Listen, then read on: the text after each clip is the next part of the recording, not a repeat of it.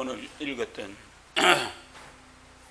시편 51편의 앞부분에 쓰여 있는 글이 다윗의 시, 영장으로서 한 노래, 다윗이 바세바와 동침한 후 선지자 나단이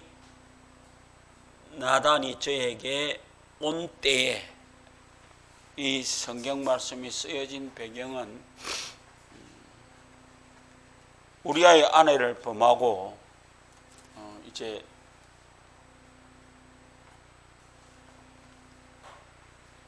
나단 선지자가 다윗에게 왔습니다. 그러면서 나단 선지자가 다윗의 죄과에 대해서 얘기를 했습니다. 오늘 이번 우리는 엄청난 일을 겪었습니다. 많은 사람들이 다음 대통령으로 넘겨다 봤던 박원순이라고 하는 사람이 자기 여자 비서를 4년 동안 성추행했다라고 하는 얘기가 알려졌습니다. 그래서 그 얘기를 들었던 이 박원순이가 7월 10일 날 0시 25분 서울 북악산 숙정문에서 숨진 채 발견이 되었습니다. 그날 박원순 씨의 여비서는 박원순이가 자기에게 했던 모든 얘기를 다 적어서 고소를 했습니다. 성추행에 대한 고소가 이루어졌습니다. 어떻게 되었든 박원순이는 이 얘기를 들었습니다. 그리고 아마도 많이 생각했을 것 같아요. 오고도이처럼 개망신을 당할 것인가, 안희정이처럼 깜빡 들어가서 생을 마칠 것인가, 여러 가지 고민이 있었습니다. 그리고는 올라가서 어떻게 돼서 그에게 이 얘기가 전달되었는지는 모르지만 아마 수사가 이루어지고 나면은 아마 그 얘기가 다 밝혀질 것입니다. 그러면서 자기가 앞으로 이루어질 일에 대해서 억수로 겁이 났을 겁니다. 그리고 자살을 했습니다. 그런데 이 정권은 어떻게 된 건지 자살이라고 하는 사건을 미화했습니다. 5일장을 해주면서 서울특별시장으로 할 만큼 뭘 잘한 일이 있다고 그렇게 하면서 온 동네가 시끄러웠습니다. 그런데 나는 한 가지 얘기를 하고 싶은 것은 다윗도 성범죄를 했습니다. 그런데 나단 선지자가 와서 자기에게 그 사실을 꾸짖었을 때 침상이 뜨도록 하나님 앞에 잘못했다고 기도했습니다. 그래가지고 이 다윗은 하나님 앞에 깨끗함을 받음으로 이스라엘 왕 중에서 가장 성군이었습니다. 참으로 오늘 우리 이 51장 읽은 것을 읽어보면은 그것이 다윗의 참회십니다. 내가 잘못했고 무엇이 어떻게 되고 나에게 정직한 영을 새롭게 부어주셔서 내가 이루어가는데 부족함 없게 하여 주십시오라고 하나님 앞에 기도해서 거기서부터 해결을 받아서 그는 아름다운 임금으로 그의 생애를 마칠 수 있었다라고 하는 것입니다. 오늘 읽은 말씀 속에서 다윗이 회개했던 시다 이 말입니다. 그래서 우리 한번 7절에 나오는 우슬초로 나를 정결케 하시고 내가 정하리이다. 나의 죄를 씻어 주소서. 내가 눈보다 희리이다. 라고 하나님 앞에 회개했습니다.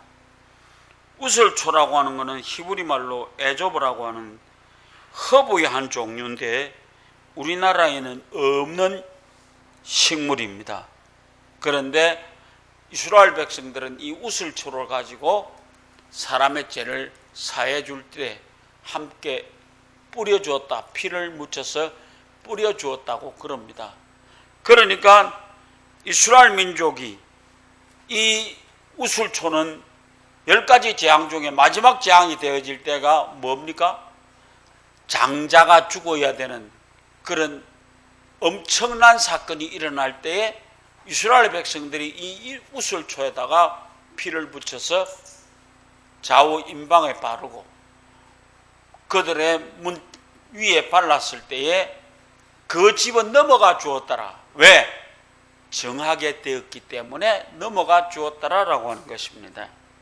그래서 오늘 우리는 다윗이 진심으로 회개하고 하나님 앞에 용서를 구했습니다. 그래서 그 다윗의 고백이 오늘 우리는 잘 기억하시길 바랍니다. 오늘 이 땅에 살다가 우리가 범죄를 했을 때 하나님 앞에 와서 기도하고 회개하시기 바랍니다. 그러면 하나님은 우리의 죄가를 동이 서에서 먼 것처럼 멀리 옮기신다고 그랬습니다. 그러므로 우리의 죄가를 기억도 아니하시겠다고 그렇게 얘기합니다. 다윗은 내 죄가 항상 내 앞에 있나이다. 3절 말씀에 우리는 잘 기억하시기 바랍니다.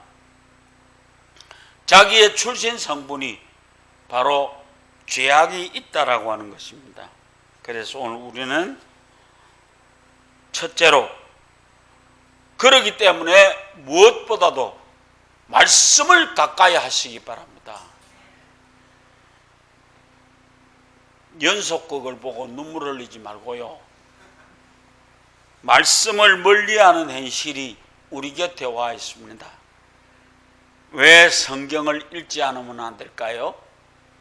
당연합니다. 성경 속에 있는 얘기는 내 얘기입니다. 그래서 오늘 우리가 잘 알다시피 누가복음 24장에 엠마오로 가던 두 제자가 투덕투덕 걸어 내려와서 해가 질 때 되었을 때에 같이 왔던 행인이 우리 묵고 가 밥 먹자라고 하는 얘기에 같이 앉아서 기도하고 떡을 떼어주었을 때 눈이 밝아져서 이때까지 내려오면서 나에게 얘기했던 사람이 누구라는 것을 깨달았습니다. 바로 그분이 예수 그리스도다라고 하는 것입니다. 오늘 우리는 잘 기억하시기 바랍니다. 우리는 말씀을 읽으면 졸립기만 합니까? 오늘 우리는 좀 더 말씀에 깊이 들어가서 언제나 그 말씀 속에서 내가 활력을 얻을 수 있는 시간을 가지시기를 바랍니다.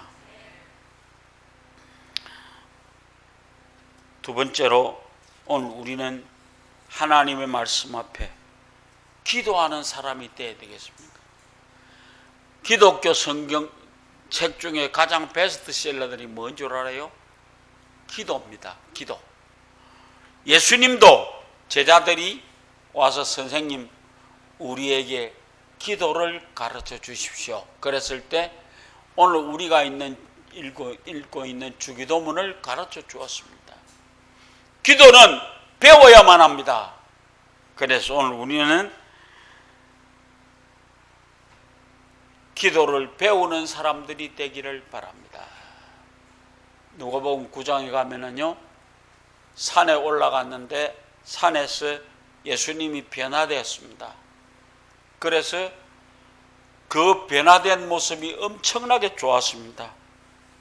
오죽했으면 베드로가 선생님 요 삽시다. 내가 초막 3개를 지을게요. 요 삽시다. 그런 얘기를 했는데 구름에서 말이 나오기를 너희는 이 사람의 말을 들으라. 누구? 예수 그리스도의 말을 들으라. 그래서 그 산에서 내려왔습니다. 내려와 보니까 무슨 일이 있었습니까? 불에도 넘어지고 물에도 넘어지는 한 아이를 데리고 제자들한테 왔습니다. 9명 제자가 앉아 있었는데 와서 우리 아들 좀 고쳐주십시오. 그런데 아무도 고쳐주지를 못했습니다. 그런데 예수님이 내려와서 예수님에게 얘기를 했더니 예수님이 즉각 그 아이에 있는 귀신을 쫓아내 주었습니다. 그런데 밤쯤 되었을 때 제자들이 선생님에게 찾아왔습니다. 선생님, 어째야 이런 일이 생길 수가 있습니까? 우리는 죽어도 안 되던데요. 선생님, 어째야 이런 일이 생길 수 있습니까? 그때 선생님의 대답이 뭡니까? 기도 외에는 이런 유가 나갈 수 없느니라. 바로 기도해야 된다는 것입니다. 성범죄를 지었던 이 다윗이 그의 마음속에 하나님 앞에 기도해야 된다는 생각을 가졌습니다. 그래서 기도했습니다. 좀 더 말하면 다윗은 아주 순결한 기도를 했습니다. 10절에 보면은 내 속에 정한 마음을 창조하시고 내 안에 정직한 영을 새롭게 하소서. 여기서 정한 마음이라는 것은 창조한 마음이라는 것입니다. 그렇게 해서 정직한 영이 새롭게 됨으로 인해서 오늘 여기 이 다윗은 하나님으로부터 정직한 영을 받으시고 회개했습니다. 그래서 침상이 그가 흘렸던 눈물로 곰팡이가 실 만큼 떴습니다. 그렇게 했을 때 하나님은 그의 잘못을 용서해 주었습니다. 우리아의 아내를 범했습니다. 우리아를 죽였습니다. 우리아의 아내를 범했는데 어느 날 와서 알을 뺐다는 거예요. 그러니까 어떻게 해야 되겠습니까? 자기가 가지고 있는 모든 권한을 총동원해서 우리아를 최전선으로 보냈습니다. 그리고 그 장군에게 그런 얘기를 했습니다. 제일 험한 곳으로 우리아를 보내라. 그래갖고 우리아를 보냈는데 우리아가 죽었습니다. 그래서 오죽했으면 우리아가 왔을 때 다윗이 지금 마누라가 임신을 했다는 거 알았기 때문에 가서 네 동침해라 라고 했는데 우리아는 나는 전쟁터에 가는 사람이기 때문에 그렇게 못한다. 그렇게 해가지고 아무런 근거가 남지를 않았습니다. 그래서 결국 우리아를 죽였습니다. 그리고 아이를 얻었습니다. 그런데 결국 그 아이가 죽습니다. 하나님 앞에 막 했는데 아이가 죽었습니다. 그때 다윗은 가자 라고 하느니 왜? 하나님이 허락하지 않았기 때문에 이것으로 끝낸다라고 하는 것입니다. 이거 중요합니다. 오늘 우리는 하나님 앞에 온전히 회개하는 사람들 되시기를 바랍니다.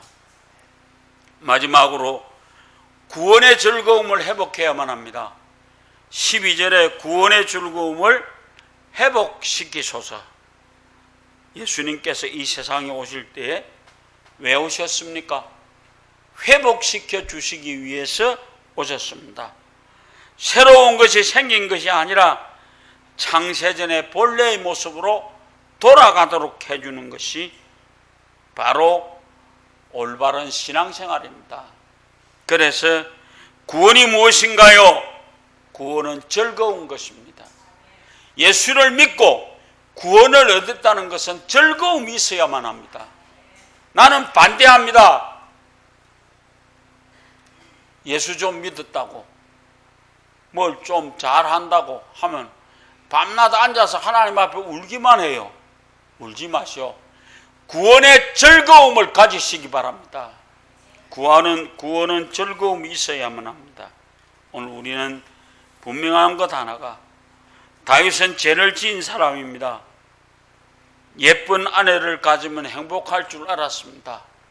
그런데 하나님을 떠나면 성공하지 절대로 못합니다. 그래서 오늘 우리는 잘 기억하시기 바랍니다. 오늘 우리 바울이 어떻게 주님을 만났습니까? 예수 믿는 사람을 잡아 죽이기 위해서 다메섹으로 가다가 거꾸로졌습니다. 눈이 안 보였습니다. 그때 다윗이 물었습니다. 누요 도대체 당신이? 라고 물었을 때 예수님의 대답은 뭐요? 나는 네가 핍박하는 예수다 라고 하는 얘기였습니다. 그럴 때 이 바울이 내 눈이 어쩌면 뜰 수 있습니까? 라고 하니까 요 밑에 내려가면 아나니아라는 사람이 있다. 그 사람한테 가봐라. 그래서 눈을 뜨고 나서부터 바울은 한 번도 자기 선생님을 배반한 적도 없습니다. 죽을 때까지 예수를 위해서 살다가 갔습니다. 오늘 우리는 잘 보시기 바랍니다. 눈물로 정화되는 기쁨을 가지시기 바랍니다. 옛날에 어떤 임금이요, 안질로 너무 고생을 했습니다. 눈이 찌르고 아팠지만 아무 약도 그에게 듣지 않았습니다. 그러던 어느 날 어떤 사람이 찾아와서 왕의 눈병을 고쳐주겠다고 나섰습니다. 왕은 그를 따라 궁궐 밖으로 나갔습니다. 백성들이 사는 마을을 들어가 보았습니다. 왕이 생각했던 것보다 백성들의 삶이 이루 말할 수 없이 비참했습니다. 그때 슬픔, 통곡 소리가 들려오는 것이었습니다. 왕이 그곳을 찾아가 보니까 쓰러져가는 오막살이 단칸방에 누더기를 걸친 시체 옆에 어린 자식 셋이 통곡을 하고 있었습니다. 처참한 광경에 왕의 눈에서 눈물이 터져 나왔습니다. 얼마 후 자신을 진정시키고 왕은 깜짝 놀랐습니다. 눈에 통증이 없어졌기 때문입니다. 그런 경험을 하지도 왕은 선정을 베풀었습니다. 모든 백성들의 사랑을 받는 왕이 되었습니다. 여러분, 이번 일어났던 성추행 사건, 뭐라고 그래? 권력에 의한 성추행 사건이라고 그러대요. 원순이가 예수만 믿었다고 하면 살았을 겁니다. 하나님 앞에 와서 자기 잘못을 회개했으면 살았을 겁니다. 비참하게 죽으니까 아무런 남는 게 없습니다. 그래서 오늘 우리는 이 세상 살면서 하나님 앞에 범죄했을 때 돌아와서 말씀을 만나야만 합니다. 기도해야만 합니다. 구원의 즐거움을 가져야만 합니다. 이것으로 여러분의 삶이 새로워지시기를 주의 이름으로 부탁을 드립니다.